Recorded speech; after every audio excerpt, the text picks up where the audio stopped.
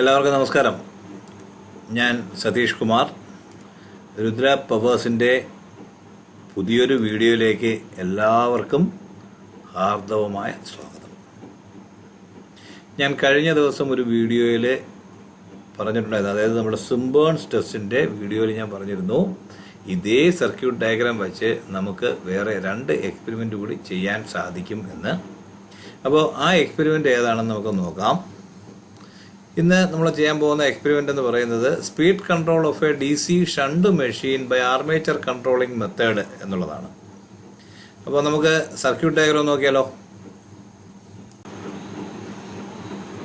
നമ്മുടെ circuit diagram നോക്കാം. ഇത് കഴിഞ്ഞ ദിവസം നമ്മൾ സിംബേൺസ് ടെസ്റ്റിൽ കണ്ട അതേ സർക്യൂട്ട് ഡയഗ്രാം തന്നെയാണ്. ആ സർക്യൂട്ട് ഡയഗ്രത്തിൽ നമുക്ക് കാണാൻ പറ്റുന്നൊരു കാര്യം, നമ്മൾ പോസിറ്റീവിൽ നിന്ന് 2 വയർ, ഒന്ന് റൈറ്റിലേക്കും ഒന്ന് ലെഫ്റ്റിലേക്കും പോകുന്നു.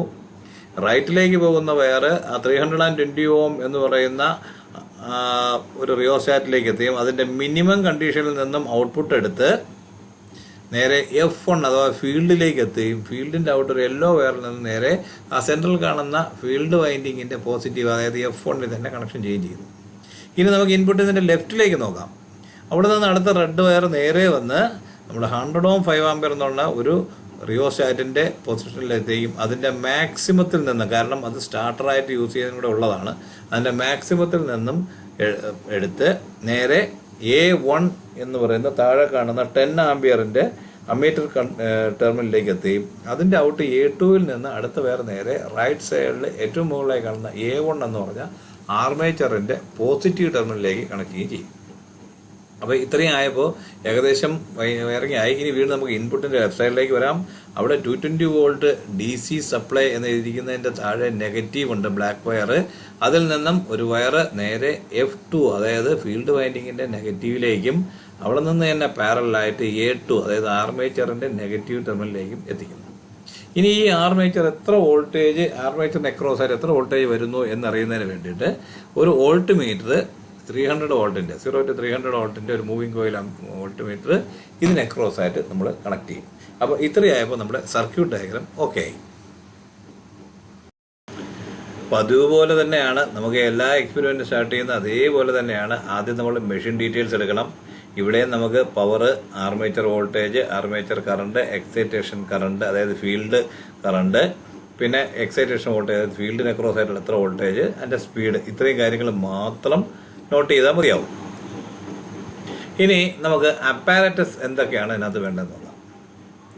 അപ്പാരറ്റസ് എന്ന് പറയുന്നത് ഇവിടെ നമുക്ക് വളരെ കുറച്ച് അപ്പാരറ്റസ് മതി. കഴിഞ്ഞ വീഡിയോ കണ്ടവർക്കെല്ലാം ഇത് അറിയാമായിരിക്കും.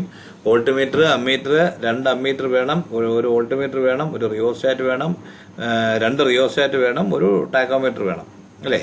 വോൾട്ട് മീറ്റർ എന്ന് പറയുന്നത് നമുക്ക് 220 കൊടുക്കുന്നുണ്ട്, 300 ആണ്. അതുപോലെ തന്നെ 10 ആമ്പിയറിൻ്റെ ആണ് നമുക്ക് ശരിക്കും ആർമേച്ചറിൻ്റെ അക്രോസ് ആയിട്ട് കേൾക്കേണ്ടത്. 5 ആമ്പിയർ ആയാലും മതി എന്ന് ഞാൻ പറഞ്ഞു. പക്ഷേ സ്റ്റാർട്ടിങ് കറണ്ട് ഹൈ ആയതുകൊണ്ട് നീഡിൽ അങ്ങ് മുകളിൽ പോയി അപ്പുറവശം പോയി തട്ടാനും അത് വളയാനും സാധ്യതയുള്ളതുകൊണ്ടാണ് ഞാൻ 10 ആമ്പിയർ എന്ന് പറയുന്നത്.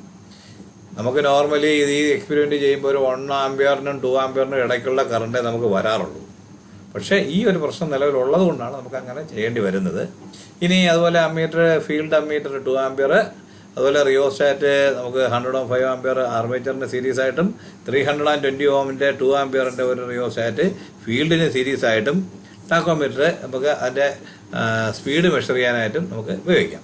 ഓക്കെ, ഇനി നമുക്ക് പ്രൊസീജിയറിലേക്ക് പോവാം. നമുക്ക് ആദ്യത്തെ പ്രൊസീജിയറിൻ്റെ ആദ്യത്തെ സ്റ്റെപ്പ് എന്ന് പറയുന്നത് wire up the circuit on the given machine as per the given circuit. നമ്മൾ നേരത്തെ പറഞ്ഞ ഇതേപോലെ തന്നെയാണ്, മറ്റു മാറ്റമൊന്നുമില്ല. സർക്യൂട്ട് ഡയഗ്രാം തന്നിരിക്കുന്നത് വരച്ചെടുക്കുക. അത് വരച്ചെടുത്തിട്ട് അതേ സർക്യൂട്ട് ഡയഗ്രാം പ്രകാരം തന്നെ നമ്മുടെ മെഷീനിൽ വയറിംഗ് ചെയ്യുക. വയറിംഗ് സർക്യൂട്ട് ഞാൻ നേരത്തെ കാണിച്ചു തന്നു. പിന്നെ check all the connections once again before switch on the supply. എല്ലാ കണക്ഷൻസും ഒന്നുകൂടെയൊക്കെ ഒന്ന് ചെക്ക് ചെയ്യണം സ്വിച്ച് ഓൺ ചെയ്യുന്നതിന് മുമ്പ്. Keep the armature rheostat in maximum position and field rheostat in minimum position. ഇവിടെ നമ്മൾ പറയുന്നു സ്റ്റാർട്ടറിന് പകരം കൂടെ ആയിട്ടാണ് നമ്മൾ ആർമേച്ചർ റിയോസ്റ്റാറ്റ് ഉപയോഗിക്കുന്നത്. അതുകൊണ്ട് തന്നെ ആ റിയോസ്റ്റാറ്റ് മാക്സിമത്തിലും ഫീൽഡിൻ്റെ റിയോസ്റ്റാറ്റ് മിനിമത്തിലും ഉപയോഗിക്കണം. അതിനുശേഷം അടുത്തത് switch on the supply and vary the armature rheostat from maximum to minimum position. Switch on ചെയ്ത ശേഷം ആർമേച്ചർ റിയോസ്റ്റാറ്റ് മാക്സിമത്തിൽ ഇരിക്കുന്നതിന് പതുക്കെ സ്റ്റാർട്ടറിന് പകരമാണ് മിനിമത്തിലേക്ക് കൊണ്ടുവരിക. അപ്പോൾ അതിൻ്റെ ഒരു സ്പീഡ് കിട്ടും. Then vary the field rheostat gradually and stop when the speed is attracted. അതിനുശേഷം ഫീൽഡ് റിയോസ്റ്റേറ്റ്, കാര്യം ആർമേച്ചർ റിയോസ്റ്റേറ്റ് കൊണ്ട് മാത്രം മിനിമം ആക്കിയതുകൊണ്ട് മാത്രം നമ്മുടെ ഷണ്ട് മോട്ടോർ ഒരിക്കലും റേറ്റഡ് സ്പീഡിൽ എത്തത്തില്ല. അപ്പോൾ ഫീൽഡിൻ്റെ എക്സൈറ്റേഷൻ കൂടെ കൊടുക്കേണ്ടി വരും. അപ്പം ഫീൽഡ് എക്സൈറ്റേഷനായിട്ട് നമ്മൾ കുറച്ച് ഫീൽഡ് റിയോസ്റ്റേറ്റ് 320 വേരി ചെയ്യുമ്പോൾ അത് നമ്മുടെ സ്പീഡ് കൂടുന്ന കാണാം. അങ്ങനെ അതിന് മെഷീൻ്റെ റേറ്റഡ് സ്പീഡ് എത്രയാണോ അതിലേക്ക് എത്തുമ്പോൾ അവിടെ സ്റ്റോപ്പ് ചെയ്യാം. അടുത്തത്, vary the armature rheostat step by step from minimum to maximum. Example 1500, 1400, 1300, 1200, 1100 etcetera. ഇത് ഈ അടുത്ത നമ്മൾ നേരത്തെ കണ്ട സിംബേൺസിലുള്ള സ്റ്റെപ്പ് അല്ല. ഇനിയാണ് ചെറിയ നമുക്ക് വേരിയേഷൻ വരുന്നത്. നമ്മൾ ആദ്യം മാക്സിമത്തിൽ ഇരുന്നിട്ട് മിനിമത്തിലേക്ക് എത്തിച്ച ആ ഒരു ആർമേച്ചർ റിയോസ്റ്റാറ്റ്, ഇവിടെ ഇപ്പോൾ ഞാൻ 105 ആംപിയർ ആണ് കാണിച്ചിരിക്കുന്നത്. ആ റിയോസ്റ്റാറ്റ് ബൈ സ്റ്റെപ്പായിട്ട് ഇങ്ങനെ നീക്കി മാക്സിമത്തിലോട്ട് കൊണ്ടുവരിക. അപ്പോൾ നമ്മുടെ സ്പീഡ് ഇപ്പം ഞാനിപ്പോൾ എക്സാമ്പിളായിട്ട് ഉദാഹരണത്തിന് പറയുകയാണ് 1500 ആയിരുന്നു എങ്കിൽ അത് 1400 എത്തിക്കുക. അതിനുശേഷം അപ്പോഴുള്ള ആർമേച്ചർ കറണ്ടും ആർമേച്ചറിനെ കുറിച്ചുള്ള വോൾട്ടേജ് മീറ്റർ റീഡിങ് എടുക്കുക. ഫീൽഡ് നമുക്ക് ഇവിടെ എടുക്കേണ്ട കാര്യമില്ല. ദെൻ അതിനുശേഷം വീണ്ടും നമ്മൾ 1400 എന്നുള്ളത് 1300 കൊണ്ടുവരിക, പിന്നെ 1200 കൊണ്ടുവരിക, 1001. ഇത് വേരി ചെയ്യുന്നതനുസരിച്ച് സ്പീഡ് കുറഞ്ഞ് വരും. അപ്പോഴുള്ള എല്ലാം ഈ കറസ്പോണ്ടിങ് ആയിട്ടുള്ള ആർമേച്ചർ കറണ്ടും ആർമേച്ചറിനെ കുറിച്ചുള്ള വോൾട്ടേജും നമ്മൾ മെഷർ ചെയ്യാം. അടുത്തത്, the speed reducing does not exceed 50% below from the rated speed. Speed കുറയ്ക്കുന്നതിനൊരു പരിധിയുണ്ട്. ചുമ്മാ അങ്ങ് 0 വരെ കുറയ്ക്കുകയല്ല നമ്മൾ ചെയ്യുന്നത്. നമുക്ക് എത്രയാണോ റേറ്റഡ് അതിൻ്റെ 50% വരെ താഴെ എത്തിക്കുക. അതായത് ഉദാഹരണത്തിന് 1500 ആണെങ്കിൽ നമുക്കൊരു 750 വരെ പോയാൽ മതി. അങ്ങനെ എത്തുമ്പോൾ അത് നിർത്തുക. അടുത്തത്, note down the readings of speed, armature voltage and armature current. ഇവിടെ നമുക്ക് ആ ഫീൽഡ് കറണ്ട് ഫീൽഡ് അമ്മീറ്റർ വെറുതെ വെച്ചിരിക്കുന്നതാണ്.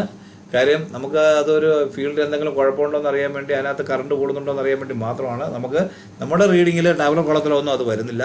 അപ്പോൾ ഇവിടെ നമ്മുടെ സ്പീഡ് മെഷർ ചെയ്യുക. ആ സ്പീഡിന് കറസ്പോണ്ടിങ് ആയിട്ടുള്ള ആർമേച്ചർ വോൾട്ടേജും ആർമേച്ചർ കറണ്ടും മെഷർ ചെയ്യുക. Next, switch off and dismantle the circuit in reverse order procedure. ഇനി സപ്ലൈ സ്വിച്ച് ഓഫ് ചെയ്യണം. പക്ഷെ അതിന് മുമ്പ് എന്ത് ചെയ്തിരിക്കണം? ഈ പറഞ്ഞ പോലെ റിയോസ്റ്റാറ്റൊക്കെ പഴയതുപോലെ മിനിമം പൊസിഷനിലെത്തിക്കുക, ഫീൽഡ് റിയോസ്റ്റാറ്റ് മിനിമത്തിലെത്തിക്കുക. ദെൻ അടുത്ത നമ്മുടെ ആർമേച്ചർ റിയോസ്റ്റാറ്റ് മാക്സിമത്തിലെത്തിക്കുക. അതിനുശേഷം സ്പീഡ് മിനിമം നമ്മൾ ഓൾറെഡി നമ്മൾ ഈ എക്സ്പെരിമെൻറ്റ് ചെയ്ത് തരുമ്പോൾ ആർമേച്ചർ റിയോസ്റ്റാറ്റ് മാക്സിമത്തിലാണ്, അവിടെ എത്തിക്കുക. അതിനുശേഷം സപ്ലൈ ഓഫ് ചെയ്യുക. ഓഫ് ചെയ്താലും അത് കറങ്ങി നിന്നതിന് ശേഷം മാത്രമേ വയർ കണക്ഷൻസ് റിമൂവ് ചെയ്യാവൂ.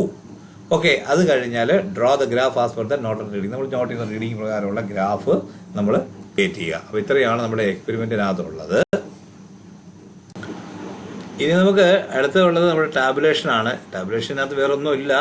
സീരിയൽ നമ്പർ, നമുക്ക് എന്താണ് അടുത്ത സ്പീഡ്, കുറച്ച് എണ്ണം കൂടുതലുള്ളതുകൊണ്ട്, റീഡിങ് കൂടുതലുള്ളതുകൊണ്ട് സീരിയൽ നമ്പർ വേണം. സ്പീഡ് N RPM-ലാണ്, ആർമേച്ചർ വോൾട്ടേജ് Vയിലാണ്, ആർമേച്ചർ കറണ്ട് IA, ഇത്രയും മാത്രമേ നമുക്ക് അതിനകത്തുള്ളൂ. ഇത് വെച്ച് നമുക്ക് ഗ്രാഫ് പ്ലോട്ട് ചെയ്യുക എന്നുള്ളത് മാത്രമേ ഉള്ളൂ. അത് കഴിഞ്ഞാൽ നമുക്ക് റിസൾട്ട് എഴുതാം. ഇതാണ് നമുക്ക് ശരിക്കും പറഞ്ഞാൽ ഡിപ്ലോമയ്ക്ക് ഇത്ര മാത്രമേ ഉള്ളൂ. ബിടെക്കിന് കുറച്ചുകൂടെ ഒരു വേരിയേഷൻ വരുന്നുണ്ടെങ്കിലും ഇത്രയൊക്കെ തന്നെയാണ് നമ്മുടെ എക്സ്പെരിമെൻ്റ് എന്ന് പറയുന്നത്. Okay, thank you.